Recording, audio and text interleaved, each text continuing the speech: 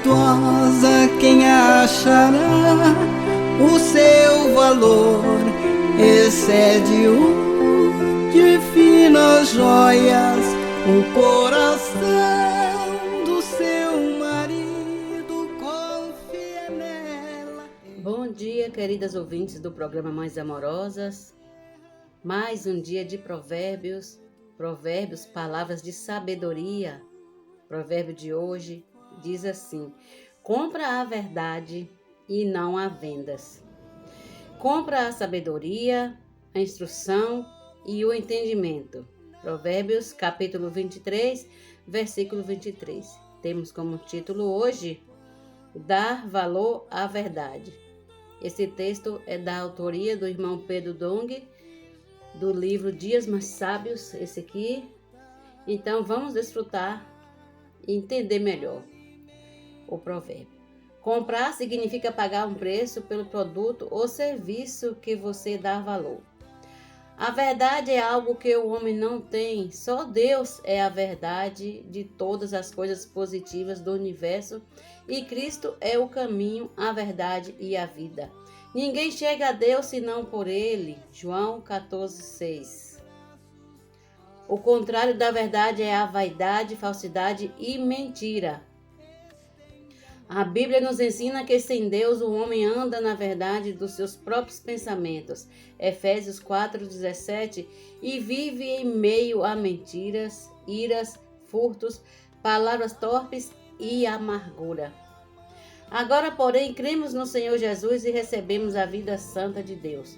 O Espírito da verdade entrou em nós e ele nos ensina a viver em toda a realidade de Deus. Aprendemos a dar valor ao que realmente tem valor, que é a sabedoria, a instrução e o entendimento que só Deus pode nos dar por meio de sua palavra. Dessa forma, deixaremos o velho homem com a sua vida vazia para nos revestir do novo homem com uma nova vida cheia de justiça, alegria e paz. Graças ao Senhor, mais um dia de provérbios, mais um dia de programa Mães Amorosas. Fiquem com Deus. Até amanhã, se Deus quiser.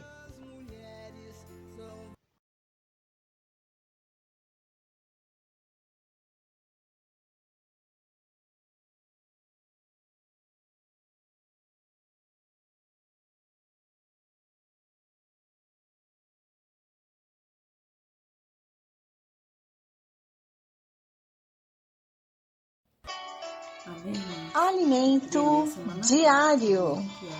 Série Vida e Edificação. Autoria Pedro Dong. Leitura Luciana da Silva Gomes Caires. Pelo Espírito Santo. Segundo a Pedro 1:21. O tema dessa mensagem é a palavra profética e os falsos mestres. Vejamos que Pedro diz em sua segunda epístola sobre a palavra profética. Temos assim, tanto mais confirmada a palavra profética e fazer bem e atendê-la, como uma candeia que brilha em lugar tenebroso, até que o dia clareie e a estrela da alva nasça em vosso coração. A palavra profética é a única palavra que a igreja possui em meio à noite escura, e é ela que nos dá a direção. Seguindo fielmente essa palavra, como a única luz, chegamos até o amanhecer. O que é amanhecer? É a vinda de nosso Senhor Jesus Cristo. Querido leitor, não existe outro caminho que conduza a esse destino. Não há outra orientação, outro ensino, outra direção fora da palavra profética. O verdadeiro profeta, aquele que realmente fala da parte de Deus, não traz mensageiros baseados em sua própria elucidação. Aquele que em Jerusalém seguiram a direção da dispensação da lei não possuía a verdadeira profecia, tampouco tinha a palavra profética. Lembremos que os do partido da circuncisão acusaram Pedro e João de inventar fábulas engenhosamente elaboradas sobre o monte da transfiguração. alegando que aquilo jamais acontecera. Esses mesmos chegaram a dizer que a vinda do Senhor, proclamada por Pedro e João, era apenas mais uma invenção. Por isso menosprezavam a palavra profética e dela zombavam e escarneciam. Pedro adverte sobre o surgimento de falsos mestres, que, para defender sua posição, preconizavam a circuncisão pela prática da lei. Assim como no meio do povo surgiram falsos profetas, assim também haverá entre vós falsos mestres, os quais introduzirão dissimuladamente heresias destruidoras, até ao ponto de renegarem o soberano Senhor, trazendo sobre si mesmos repentina destruição. Na obra de Deus não há neutralidade. O Espírito é como o vento, sopra para onde quer, e nós não sabemos de onde vem nem para onde vai. Deus deseja que sejamos nascidos do Espírito e andemos segundo o Espírito. Portanto, a ordem é clara: sigamos o vento. O simples fato de estarmos parados já indica que estamos resistindo ao mover do Espírito. O que Deus espera de nós? Que sigamos o vento sem lhe criar resistências. Aqueles que seguiram a liderança de Tiago, voltando à circuncisão para se justificar, perderam a ação do Espírito, perderam o vigor evangelístico, os milagres, os sinais. Essas manifestações cessaram entre eles. Passaram a pregar o Evangelho. É por isso que Paulo escreve aos Gálatas, advertindo-os de que estavam aceitando o Evangelho diferente, de que não era a verdade anunciada pelos apóstolos. Na tentativa de justificar sua nova posição, começaram a criticar os apóstolos, a zombar da palavra profética e a criar doutrinas e ensinamentos. Passaram a afirmar que, além de crer em Jesus, era necessário também praticar a circuncisão, segundo a lei de Moisés, para alcançar a salvação. Mas o ensino de Moisés, neste contexto, representava outro evangelho. Quem eram, afinal, as autoridades estabelecidas por Deus no início da igreja, conforme o livro de Atos? Eram os 12 apóstolos. Pedro esclarece que esses que voltaram à lei de Moisés são como fontes sem água e como névoas impelidas por temporal. Eles até parecem que vão trazer chuva, isto é, algum suprimento, mas na realidade vem o temporal e a leva embora, deixando a igreja sem suprimento.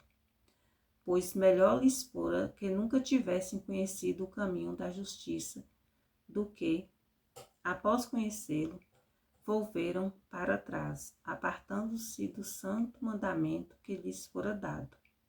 Esses que antes haviam recebido o ensino dos apóstolos voltaram atrás, retornando à prática da lei e afastando-se do santo mandamento que lhes fora confiado.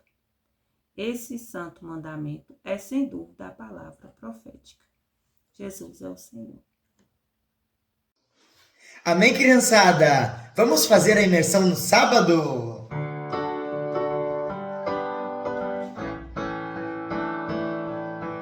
A imersão me faz andar com Deus e conhecer o seu coração. E conhecer o seu coração. A imersão me faz andar com Deus e conhecer o seu coração. E conhecer o seu coração. De novo. A imersão me faz andar com Deus e conhecer o seu coração. E conhecer o seu coração. Amém!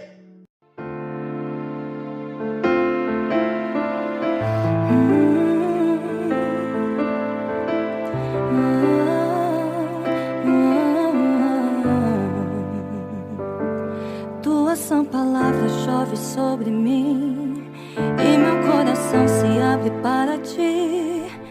Bom dia, amadas irmãs, é sábado, estamos aqui para desfrutarmos da palavra do Senhor. Graças a Deus por mais uma leitura bíblica. Espero que tudo esteja bem na sua casa. O Senhor continue guardando você aí com todos os seus, com muita saúde, paz, alegria, viu? E remindo o tempo, né? Para ter um tempo de qualidade aí para com o Senhor, né? Deus. Amém. Jesus é o nosso Senhor, né? Amém.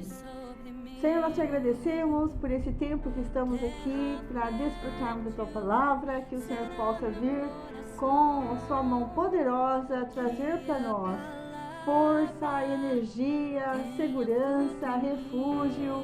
Ó Senhor, que nós possamos confiar no Senhor e não confiar em nós mesmos, em nenhum ídolo, que nós possamos ter o Senhor como nosso único e suficiente Salvador. Amém! Louvado seja o Senhor.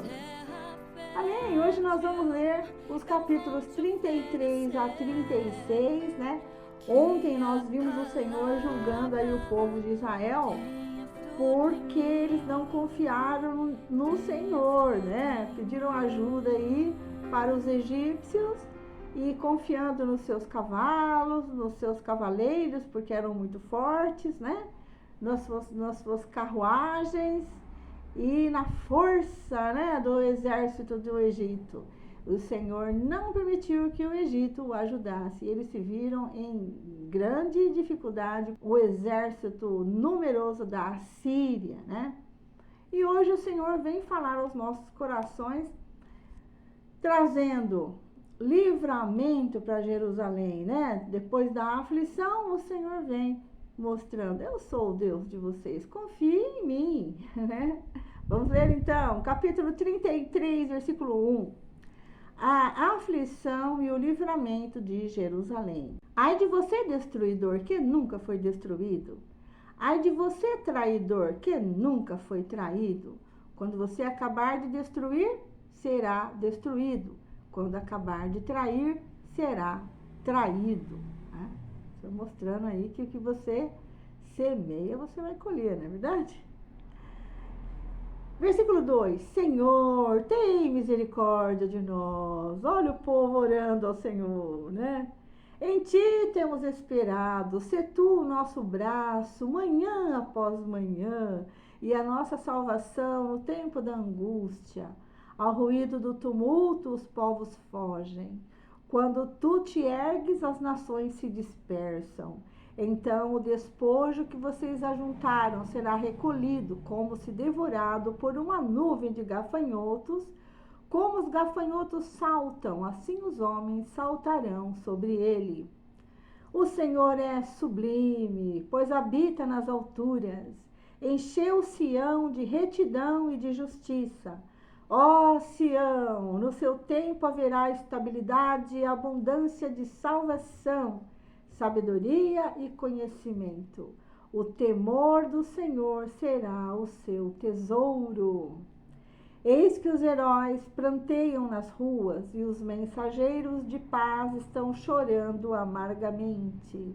As estradas estão desoladas, ninguém passa por elas. Rompem-se as alianças, as cidades são desprezadas, não há respeito pelas pessoas. A terra geme e desfalece, o Líbano se envergonha e murcha. Saron se torna como um deserto, Bazã e Carmelo são despidos de suas folhas. Agora no versículo 10, vemos a resposta do Senhor, né, a esta oração.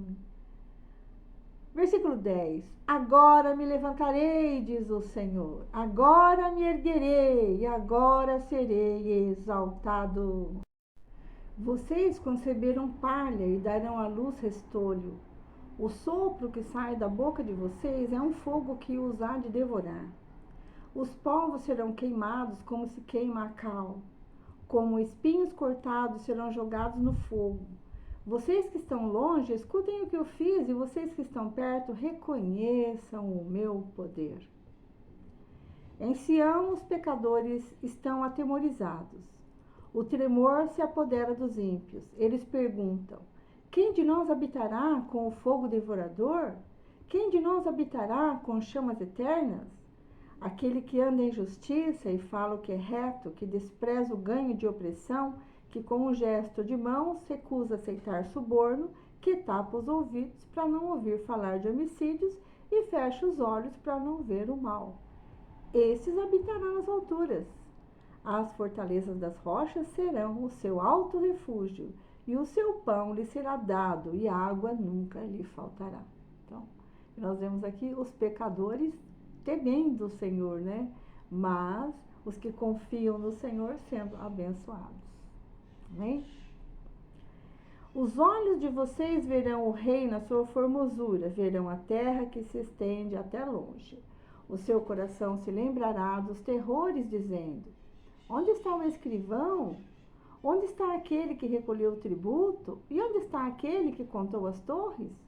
Você já não verá aquele que povo atrevido, povo de fala obscura, de uma língua estranha que não se pode entender. Olhe para Sião, a cidade das nossas festas. Os seus olhos verão Jerusalém. Habitação tranquila, tenda que não será removida, cujas estacas nunca serão arrancadas, nem rebentada nenhuma das suas cordas. Olha o Senhor, né, mostrando a sua fidelidade para com o seu povo de Israel, né? Ontem nós vimos, né, que o Senhor mesmo defende o seu povo, né? Então, não há necessidade deles lutarem com as suas próprias forças, né? Mas reconhecerem que Ele é o Deus Todo-Poderoso. Isso faz toda a diferença, né? Então, o Senhor sempre defenderá aquele povo que confia nele, né? Isso é o que Ele está dizendo para nós aqui, né? Versículo 21. Mas o Senhor ali nos será grandioso, fará às vezes de largos rios e canais. Nenhum barco a remo passará por eles, navio grande por eles não navegará. Porque o Senhor é nosso juiz, o Senhor é nosso legislador, o Senhor é o nosso rei, Ele nos salvará. Agora suas cordas estão frouxas, não permitem firmar o mastro, nem estender a vela. Então se repartirá a presa de muitos despojos, até os coxos participarão dela. Nenhum morador de Jerusalém dirá: estou doente. O povo que habita nela terá o seu pecado perdoado. Né? Então, ontem nós vimos, né, a importância que o Senhor dá para o povo quando ele se arrepende, né? O Senhor perdoa os seus pecados e não se lembra mais dele, né? Então, o Senhor quer o nosso coração sempre voltado para Ele, né? Essa é uma lição que nós temos que guardar, né? Por toda a nossa vida. Amém? A indignação de Deus contra as nações. Capítulo 34, versículo 1. Aproximem-se, ó nações, para ouvir, e vocês, povos, escutem, que a terra e a sua plenitude ouçam, que o mundo e tudo que ele produz escutem. Porque a indignação do Senhor está contra as nações, e o seu furor está contra todo o exército delas. Ele as destinou para a destruição e as entregou à matança. Os mortos deles serão lançados fora, e dos seus cadáveres subirá o mau cheiro. Os montes se inundarão do sangue deles. Versículo 4. Todo o exército do céu se dissolverá, e os céus se enrolarão como um pergaminho. Todo o exército dos céus cairá, como cai a folha da videira e a folha da figueira. Porque a minha espada se embriagou nos céus. Eis que, para exercer juízo, ela desce sobre Edom e sobre o povo que destinei para a destruição. A espada do Senhor está cheia de sangue, engrossada da gordura e do sangue de cordeiros e de bodes, da gordura dos rins de carneiros, porque o Senhor fará um sacrifício em Bosra e grande matança na terra de Edom. Quem é Edom? São os descendentes de Esaú, irmão de Jacó, né? Que se misturou com outros povos, né? Casando, ele se casou com mulheres de outros povos, né? E se tornou inimigo de Israel. Os bois selvagens cairão com eles, e os novilhos com os touros. A terra deles ficará embriagada de sangue, e o pó ficará encharcado de gordura, porque esse será o dia da vingança do Senhor, o ano de retribuições pela causa de Sião. Os ribeiros de Edom se transformarão em piche, e o seu pó em enxofre. A sua terra se tornará em piche ardente. O fogo não se apagará, nem de noite, nem de dia, e a sua fumaça subirá para sempre, de geração em geração. Ficará abandonada e para todo sempre ninguém passará por ela. O Senhor descreve aqui uma destruição total, tanto que não há moradores mais em Edom, na cidade, né? Versículo 11. O pelicano e o ouriço tomarão posse do lugar. A coruja e o corvo habitarão nessa terra. O Senhor estenderá sobre Edom o cordel de destruição e o prumo de ruína. Já não haverá nobres para proclamarem o rei. Os seus príncipes já não existem. Nos seus palácios crescerão espinhos e as urtigas, e os cardos tomarão conta das suas fortalezas. Edom será uma habitação de chacais e morada de avestruzes. Os animais do deserto se encontrarão com as hienas, e os bodes selvagens clamarão uns aos outros, e acharão para si um lugar de repouso. Ali a coruja fará o seu ninho, porá os seus ovos e os chocará. E na sua sombra abrigará os seus filhotes. Também ali os abutres se ajuntarão, cada um com o seu par. Procurem no livro do Senhor e leiam. Nenhuma dessas criaturas faltará, e nenhuma estará sem o seu par, porque a boca do Senhor o ordenou, e o seu espírito mesmo as ajuntará, porque ele lançou as sortes a favor delas, e a sua mão lhes repartiu a terra com o cordel. Para sempre a possuirão, através das gerações a habitarão nela. O Senhor aqui declara destruição mesmo, né, a todo o povo aqui, e os animais vão tomar conta do lugar, né? Ó Senhor Jesus. A felicidade na Sião futura, né? Por outro lado, tem esperança para Israel, né? Para Sião. Capítulo 35, versículo 1. O deserto e a terra seca se alegrarão. O ermo exultará e florescerá como o narciso. Ele se cobrirá de flores, dará gritos de alegria e exultará. Receberá a glória do Líbano, o esplendor do Carmelo e de Saron. Eles verão a glória do Senhor, o esplendor do nosso Deus. Fortaleçam as mãos frouxas e firmem os joelhos vacilantes. Digam aos desalentos de coração: sejam fortes, não tenham medo. Eis aí está o Deus de vocês. A vingança vem, a retribuição de Deus, ele vem para salvar vocês. Então se abrirão os olhos dos cegos e se desimpedirão os ouvidos dos surdos. Os coxos saltarão como as corças e a língua dos mudos cantará. Os coxos saltarão como as corças e a língua dos mudos cantará, pois águas arrebentarão no deserto e ribeiros no ermo. A areia escaldante se transformará em lagos e a terra seca em mananciais de água, onde os chacais costumavam viver, crescerá a erva com canas e juncos. E ali haverá uma estrada, um caminho que será chamado de caminho santo. Os impuros não passarão por ela. os impuros não passarão por ele, pois será somente para o povo de Deus. Quem passar por esse caminho, mesmo que seja um tolo, não se perderá. Ali não haverá leão, nenhum animal feroz passará por ele, nem será encontrado nele, mas os remidos andarão por esse caminho. Os resgatados do Senhor voltarão e virão a Sião com cânticos de júbilo. Alegria eterna coroará a sua cabeça, ficarão tomados de júbilo e alegria, e deles fugirão a tristeza e o gemido. Olha o Senhor trazendo aí a esperança, né, para Sião. Sião é o exército, né, do Senhor, que fica em Jerusalém, né, na parte superior da cidade. Então, esses que confiam no Senhor e que esperam no Senhor, né, fazem parte de Sião.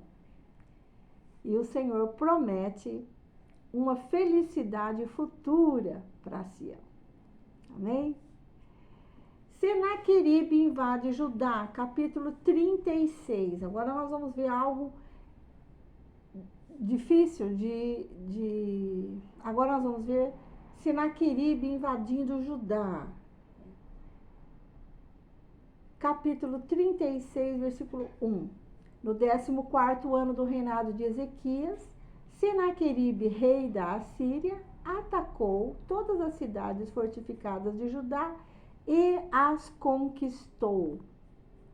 O rei da Assíria, que estava em Laques, enviou Rabsaque com um grande exército a Jerusalém ao rei Ezequias. Ele parou na extremidade do aqueduto do tanque superior, junto ao caminho do campo do lavandeiro. Quem saiu ao encontro dele foram Eliaquim, filho de Ilquias, o responsável pelo palácio, Sebna, o escrivão, e Joá, filho de Asaf, o cronista. Então, esses são os 3 homens de confiança do rei Ezequias que foram ao encontro do general do exército de Senaqueribe, rei da Assíria, chamado Rabsaque, o qual traz uma mensagem do seu rei Senaqueribe para o povo de Judá. Rabsaque afronta Ezequias e o Senhor, versículo 4. Rabsaque disse: digam a Ezequias, assim diz o grande rei, o rei da Assíria, que confiança é essa que você tem? Bem posso dizer que o seu conselho e o seu poder para a guerra são meras palavras. Em quem você está confiando para que se rebele contra mim? Você confia nesse bordão de caniço esmagado que é o Egito? Lembra-se que a gente comentou ontem que eles tinham ido buscar refúgio e socorro no Egito?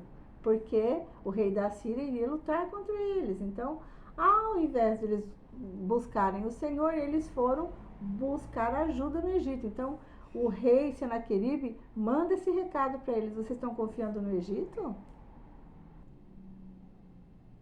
Rabsaque, então, compara o Egito com um caniço, né? Uma cana esmagada, que não vai ajudar o povo de Israel, né? Se alguém se apoiar no caniço, ele vai espetar e furar a mão. Assim é Faraó, rei do Egito, para todos que nele confiam. Mas se você me diz, confiamos no Senhor nosso Deus, eu pergunto, não é esse aquele cujos lugares altos e altares Ezequias removeu, dizendo a Judá e a Jerusalém que deveriam adorar somente diante do altar em Jerusalém? Então, Rabsaque diz assim: Ezequias tirou os altares nos lugares altos para que todos viessem adorar em Jerusalém. Ele achou que Deus não gostou do que ele fez, né? Mas ele não conhece o nosso Deus, né? O Senhor tinha realmente colocado Ezequias, né, com um coração correto para tirar todos os lugares de adoração e trazer para Jerusalém o altar do Senhor, o único lugar onde se deveria adorar, né? Versículo 8. Agora, pois, comprometa-se com o meu senhor, o rei da Assíria, e eu lhe darei 2.000 cavalos, se você puder achar cavaleiros para montá-los. Como você poderia repelir um oficial do meu senhor, o rei, mesmo que seja um dos menores, e confiar no Egito para obter carros de guerra e cavaleiros, né? E será que você pensa que é sem o consentimento do Senhor Deus que eu vim contra esta terra para destruir? Foi o próprio Senhor quem ordenou que eu atacasse esta terra e a destruísse, né? Então, trazendo aí, né, muito temor aí para os de Judá, né? Então, quando ele fala isso, Eliaquim, Sebna e Joá dizem a Rabsaque, né? Por favor, fale com esses seus servos em aramaico, porque nós o entendemos. Não fale em hebraico aos ouvidos do povo que está sobre a muralha. Mas Rabsaque lhes respondeu: você pensa que o meu senhor me enviou para dizer estas palavras apenas a você e ao seu rei? Ele me enviou para falar também aos homens que estão sentados sobre a muralha e que, junto com vocês, terão de comer o seu próprio excremento e beber a sua própria urina. Então Rabsaque se pôs em pé e gritou em hebraico. O que ele faz? O contrário do que tinham pedido para ele, né? Fala em aramaico. Ele levanta-se e fala em hebraico, para que todos possam entender o que ele está falando. Porque o que ele quer? Ele quer causar medo para aqueles que estão ouvindo a sua conversa, né, com os enviados do rei Ezequias, né? Escutem as palavras do grande rei, o rei da Síria. Então ele se dirige para todos que estão ali à volta nas muralhas, né, e fala em voz alta. Escutem as palavras do grande rei, o rei da Síria. Assim diz o rei: não deixem que Ezequias os engane, pois ele não poderá livrá-los. Não deixem que Ezequias os leve a confiar no Senhor, dizendo: o Senhor certamente nos livrará, e esta cidade não será entregue nas mãos do rei da Assíria. Não deem ouvido a Ezequias, porque assim diz o rei da Assíria: façam as pazes comigo e se entreguem. Então cada um comerá da sua própria videira e da sua própria figueira e beberá a água da sua própria cisterna, até que eu venha e os leve para uma terra como a de vocês, terra de cereal e de vinho, terra de pão e de vinhas. Não deixem que Ezequias os engane, dizendo: o Senhor nos livrará. Será que os deuses das nações puderam livrar cada um a sua terra das mãos do rei da Assíria?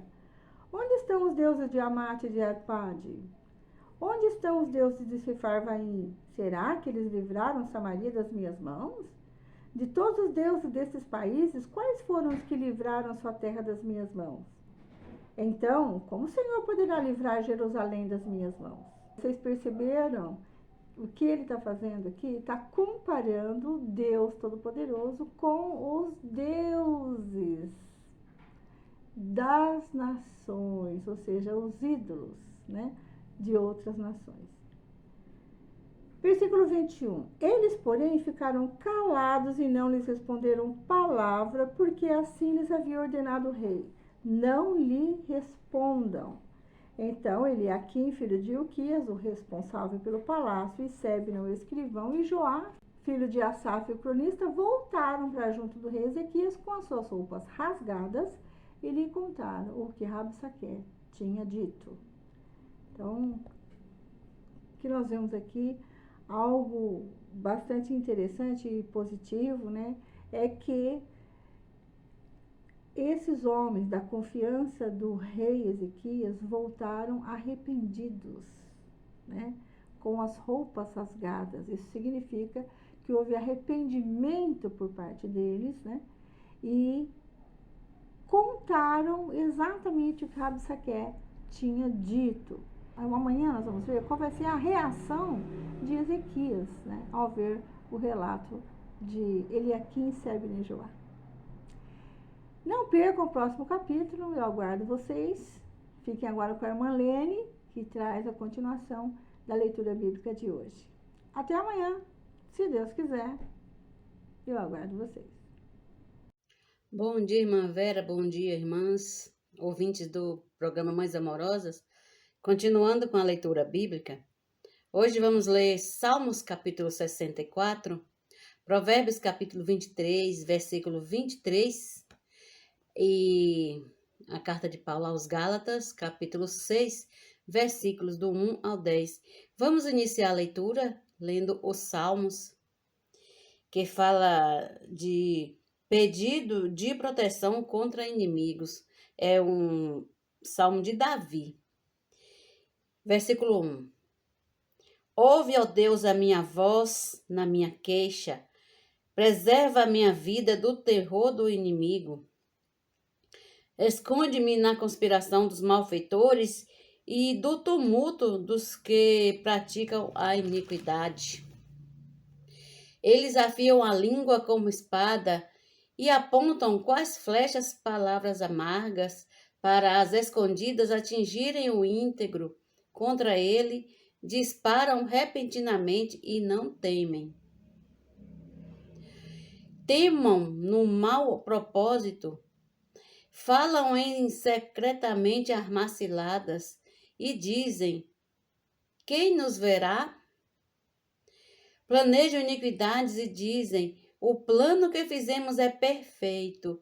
Os pensamentos e o coração de cada um deles são um abismo. Mas Deus atira contra eles uma flecha, de repente ficarão feridos. Assim serão levados a tropeçar. A própria língua se voltará contra eles. Todos os que se veem balançam a cabeça. Todas as pessoas temerão e anunciarão as obras de Deus e entenderão o que ele faz. O justo se alegra no Senhor e nele confia, e se gloriam todos os retos de coração. Amém? Agora vamos ler os Provérbios 23, hoje só um versículo, que é o 23, que fala: compre a verdade e não a venda, compre a sabedoria, a instrução e o entendimento. Amém. Gálatas, capítulo 6, versículos do 1 ao 10, que fala assim: o auxílio mútuo e a responsabilidade pessoal. O título que começa, o subtítulo, né? Irmãos, se alguém for surpreendido em alguma falta, vocês que são espirituais, restaurem essa pessoa com espírito de brandura. E que cada um tenha cuidado para que não seja também tentado. Levem as cargas uns dos outros e assim estarão cumprindo a lei de Cristo. Porque se alguém julgar ser alguma coisa, não sendo nada, engana a si mesmo. Mas que cada um examine o que está fazendo, e então terá motivo de gloriar-se unicamente em si e não em outro, porque cada um levará o seu próprio fardo. Mas aquele que está sendo instruído na palavra, compartilhe todas as coisas boas com aquele que o instrui. Não se enganem, de Deus não se zomba, pois aquilo que a pessoa semear, isso também colherá. Quem semeia para a sua própria carne, da carne colherá corrupção, mas quem semeia para o Espírito, do Espírito colherá vida eterna. E não nos cansemos de fazer o bem, porque no tempo certo faremos a colheita, se não desanimarmos. Por isso, enquanto tivermos oportunidade, façamos o bem a todos, mas principalmente aos da família da fé. Amém? Até amanhã com mais uma leitura bíblica, se assim o Senhor nos permitir. Amanhã a gente termina o livro de Gálatas, se Deus quiser. Bom dia.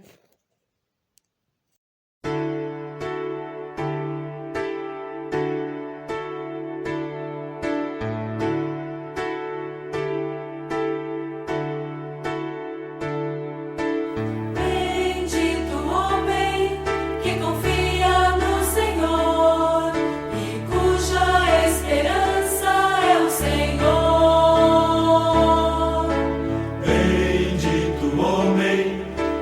confia no Senhor e cuja esperança é o Senhor.